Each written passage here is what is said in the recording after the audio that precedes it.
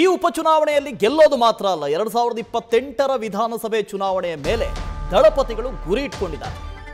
ಮಗ ನಿಖಿಲ್ ಪಟ್ಟಾಭಿಷೇಕಕ್ಕೆ ದಳಪತಿಗಳು ಚಿಂತನೆ ಮಾಡಿದ್ದಾರೆ.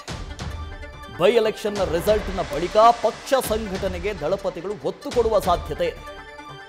ಜೆಡಿಎಸ್ ನೂತನ ಸಾರಥಿಯಾಗಿ ನಿಖಿಲ್ ನೇಮಕಕ್ಕೆ ಪ್ಲಾನ್ ಮಾಡಿಕೊಂಡಿದ್ದಾರೆ.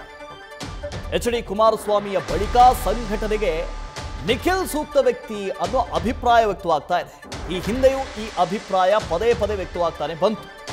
ಈ ಹಿಂದೆ ಯಾರೂ ಇಲ್ವಲ್ಲ ಅಂತ ಸಿಎಂ ಇಬ್ರಾಹಿಂ ಅವ್ರನ್ನ ಅಧ್ಯಕ್ಷರನ್ನಾಗಿ ಮಾಡಲಾಗಿತ್ತು. ಅದಾದ ನಂತರ ಕುಮಾರಸ್ವಾಮಿ ಅವರನ್ನೇ ಅಧ್ಯಕ್ಷರನ್ನಾಗಿ ಮಾಡಲಾಯಿತು. ನಿಖಿಲ್ ಕುಮಾರಸ್ವಾಮಿ ಅಧ್ಯಕ್ಷರಾಗಬಹುದು ಅನ್ನೋದು ಕೂಡ ಅಭಿಪ್ರಾಯ ವ್ಯಕ್ತವಾಗ್ತಾ ಬಂತು. ಆದರೆ ರಾಮನಗರದಲ್ಲಿ ಅವರಿಗಾದಂತಹ ಸೋಲು, ಮಂಡ್ಯದಲ್ಲಾದಂತಹ ಸೋಲು, ಹೀಗಾಗಿ ನಿಖಿಲ್ ಕುಮಾರಸ್ವಾಮಿ ಚನ್ನಪಟ್ಟಣದಲ್ಲಿ ಗೆದ್ದರೆ 2018ಕ್ಕೆ ಚಿಂತನೆ ಮಾಡಿಕೊಡ್ತಾ ಇದ್ದಾರೆ ದಳಪತಿಗಳು.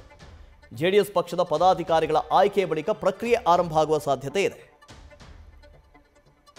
ಮಂಜುನಾಥ್ ಇದರ ಬಗ್ಗೆ ಡೀಟೇಲ್ಸ್ ಅನ್ನು ಕೊಡ್ತಾ ಹೋಗ್ತಾರೆ. ಮಂಜುನಾಥ್, ಎಲ್ಲ ಪ್ರಕ್ರಿಯೆಗಳನ್ನು ನೋಡಿದಾಗ ಈ ಬೈ ಎಲೆಕ್ಷನ್ನ ಗೆಲುವು ಮಾತ್ರ ನಿಖಿಲ್ ಕುಮಾರಸ್ವಾಮಿ ಅವರ ಮೇಲಿರೋ ಗುರಿ ಅಂತ ಅನ್ನಿಸ್ತಾ ಇಲ್ಲ. ಮುಂಬರುವ 2028ರ ಚುನಾವಣೆಯನ್ನು ದಳಪತಿಗಳು ಗುರಿಯಾಗಿಸಿಟ್ಕೊಂಡಿದ್ದಾರೆ ಅಂತ. ಗುರಿ ಏನು ಜೆಡಿಎಸ್ನದ್ದು? 2028ಕ್ಕೆ ಏನು ರಾಜ್ಯದಲ್ಲಿ ನಡೆಯುವಂತಹ ವಿಧಾನಸಭಾ ಚುನಾವಣೆ ಏನಿದೆ, ಈ ಚುನಾವಣೆಯಲ್ಲಿ ರಾಜ್ಯದಲ್ಲಿ ಮತ್ತೆ ಜೆಡಿಎಸ್ ಮತ್ತೆ ಬಿಜೆಪಿ ನೇತೃತ್ವದ ಒಂದು ಸಮ್ಮಿಶ್ರ ಸರ್ಕಾರವನ್ನ ಅಧಿಕಾರಕ್ಕೆ ತರಬೇಕು ಅನ್ನೋ ನಿಟ್ಟಿನಲ್ಲಿ ಈಗಾಗಲೇ NDA ಮೈತ್ರಿ ಆಗಿರುವಂತದ್ದು. ಆ ನಿಟ್ಟಿನಲ್ಲಿ ಸಾಕಷ್ಟು ಚರ್ಚೆಗಳು ಕೂಡ ನಡೀತಾ ಇರುವಂತದ್ದು. ಇನ್ನೊಂದ್ ಕಡೆ ಏನು ಕುಮಾರಸ್ವಾಮಿ ಅವರು ಮತ್ತೆ ರಾಜ್ಯದಲ್ಲಿ ಮುಖ್ಯಮಂತ್ರಿ ಆಗ್ಬೇಕಾದ್ರೆ ರಾಜ್ಯದಲ್ಲಿ ಜೆಡಿಎಸ್ ಪಕ್ಷವನ್ನ ಸದೃಢವಾಗಿ ಕಟ್ಟಬೇಕಾಗತ್ತೆ. ಆ ನಿಟ್ಟಿನಲ್ಲಿ ಯಾರು ಪಕ್ಷ ಸಂಘಟನೆ ಮಾಡೋದು ಸೂಕ್ತ ಅನ್ನೋದ್ರ ಬಗ್ಗೆ ಸಾಕಷ್ಟು ಚರ್ಚೆ ಆಗ್ತಿತ್ತು. ಅದರಲ್ಲೂ ಕೂಡ ಕುಮಾರಸ್ವಾಮಿ ಅವರು ಕೂಡ ಇದು ಸದ್ಯ ಏನು ಜೆಡಿಎಸ್ ರಾಜ್ಯಾಧ್ಯಕ್ಷರಾಗಿದ್ರು ಕೂಡ ಅವರು ಕೇಂದ್ರದಲ್ಲಿ ಸಚಿವರಾಗಿರುವ ಕಾರಣ ರಾಜ್ಯದಲ್ಲಿ ಪಕ್ಷ ಸಂಘಟನೆಗೆ ಅವರಿಗೆ ಸಮಯಾವಕಾಶದ ಕೊರತೆ ಇರುತ್ತೆ. ಹೀಗಾಗಿ ಯಾರನ್ನ ರಾಜ್ಯಾಧ್ಯಕ್ಷರು ಮಾಡಬೇಕು ಅನ್ನೋದು ಸಾಕಷ್ಟು ಚರ್ಚೆಗಳು ಜೆಡಿಎಸ್ ಪಾಳ್ಯದಲ್ಲಿ ನಡೀತಾ ಇತ್ತು. ಅದರಲ್ಲೂ ಪ್ರಮುಖವಾಗಿ ಈಗಾಗಲೇ ಏನು ರಾಜ್ಯ ಜೆಡಿಎಸ್ ಯುವ ಘಟಕದ ರಾಜ್ಯಾಧ್ಯಕ್ಷರಾಗಿ ನಿಖಿಲ್ ಕುಮಾರಸ್ವಾಮಿ ಅವರು ಕಾರ್ಯನಿರ್ವಹಿಸ್ತಾ ಇದ್ದಾರೆ. ಜೊತೆಗೆ ಈ ಕಳೆದ ಲೋಕಸಭಾ ಚುನಾವಣೆಯಲ್ಲಿ ಕೂಡ ಪಕ್ಷ ಸಂಘಟನೆಗೆ ಸಾಕಷ್ಟು ಒತ್ತನ್ನು ಕೊಟ್ಟಿದ್ರು. ರಾಜ್ಯದ ಎಲ್ಲ ಏನು ಜಿಲ್ಲೆಗಳಿಗೆ ಪ್ರವಾಸ ಮಾಡಿ ಜೆಡಿಎಸ್ ಪಕ್ಷವನ್ನ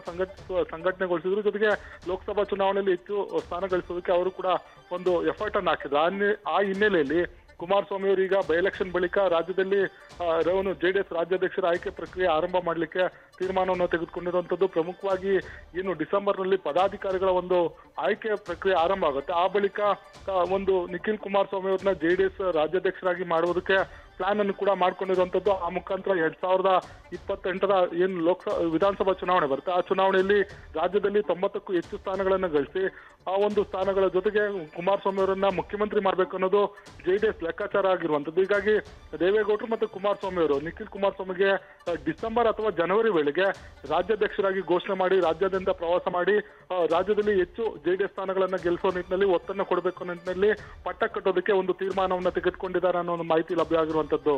Vasudev, thank you Manjunath. News first ನಿರ್ಭೀತಿಯಿಂದ ನಿಮ್ಮ ಪರವಾಗಿ.